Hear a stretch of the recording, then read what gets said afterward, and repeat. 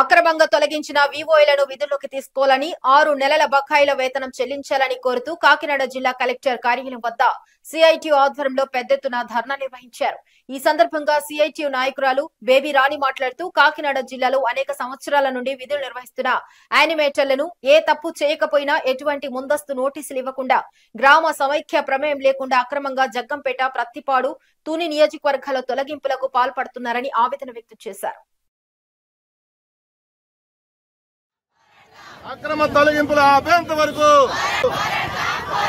యానిమేటర్ల పట్ల కూటమి నాయకుల వైఖరి నశించాలి. యానిమేటర్ల పట్ల కూటమి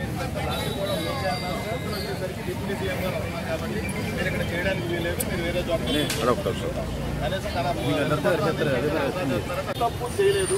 ఒకవేళ తప్పు చేస్తే తొలగించే పద్ధతులు వేరేగా ఉంది. వాళ్ళ మీద ఎంక్వైరీ వేయాలి, ఎంక్వైరీ రిపోర్ట్ రావాలి.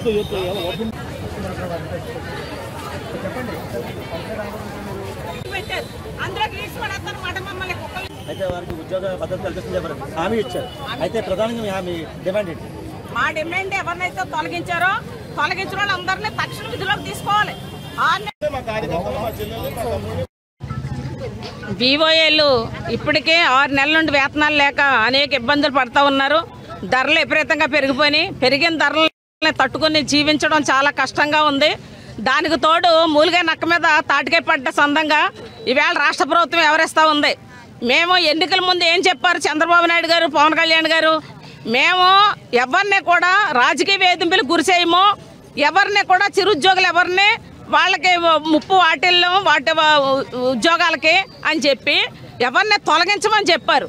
కానీ ఇప్పటికీ అటు జ్యోతి నెహ్రూ గారు కానీ, సత్యప్రభ గారు కానీ, దివ్య గారు కానీ వీళ్ళ ముగ్గురు నియోజకవర్గాల్లోనూ 20-30 మందిని, అంటే ఒక్కొక్క మండలానికి 20 మందిని 30 మందిని తొలగింపులు గురిచేశారు. ఎందుకు గురిచేశారు? వీళ్ళందరినీ ఎందుకు తొలగింపులు గురిచేశారంటే వాళ్ళ కార్యకర్తల కుటుంబాల్లో నిరుద్యోగ సమస్య ఉందంట. ఆ సమస్య పరిష్కారం చేసుకోవడానికి వీళ్ళని తీసేసి వాళ్ళు ఆ పదవి